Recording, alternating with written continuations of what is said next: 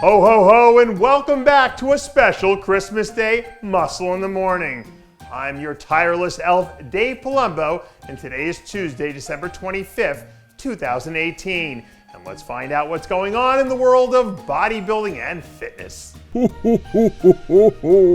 In sports, great athletes always face some sort of adversity on their way to the top. And it's that same adversity that ends up defining their greatness in the long run. And a few months from now, we'll find out if that same story holds true for classic physique superstar George Peterson. After ending his season as the third-ranked athlete on the planet, GP3 and his team are coming into their 2019 campaign ready to redefine their greatness with an Arnold Classic title.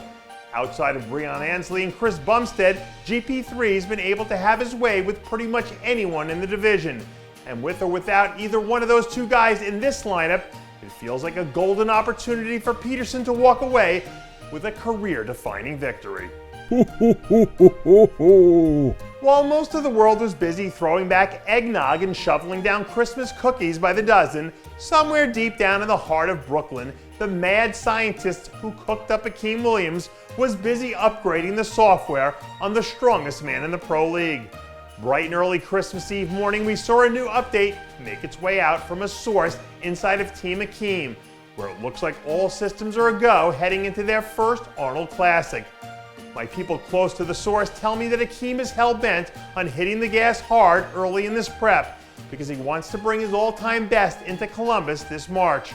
And trust me, the thought of a 100% primed and ready Akim Williams ready to kick butt and take names later is something that no one up there on that stage wants to deal with. If you're not big on the whole British bodybuilding scene, that's fine. But in my opinion, you can't be a bodybuilding fan and not love the work that three-time UK bodybuilding champ Robert Taylor is putting in right now. While the rest of the country is busy trying to vote their Prime Minister out of the Parliament, the man known over there as the Muscle Unit has been busy taking care of business.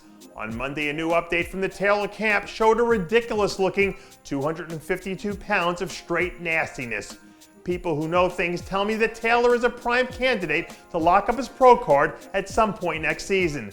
And assuming he shows up at his best, it's going to be hard to slow this freight train down once it gets rolling. Growing up in the Northeast, I knew there was always something about living and surviving in the cold weather that gave East Coast dudes a swagger and toughness that other guys around the country flat out didn't have sometimes.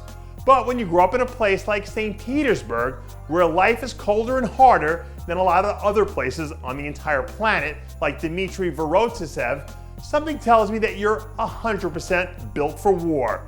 A few days ago, the Classic Physique rookie star in training dropped a new update on his fans to show off a little bit of stage and aesthetics that made people go crazy when he won his pro card at the Bernayka Sports Festival a few months back. When you see him standing alone, this kid looks like he has talent to be an impact player from day number one. But until we see him up there against some real competition, we really won't know what kind of ammo he's actually packing. Old school bodybuilding logic tells us to rely on photos and the mirror because the scale has a way of lying to you.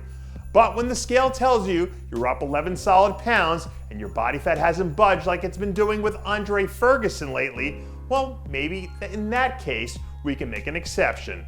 Over the weekend, we saw the Ferguson camp release an update from their Arnold Classic prep, where the returning champ said that he's coming into Columbus, Ohio, ready to blow the doors off the look he brought into the Olympia weekend.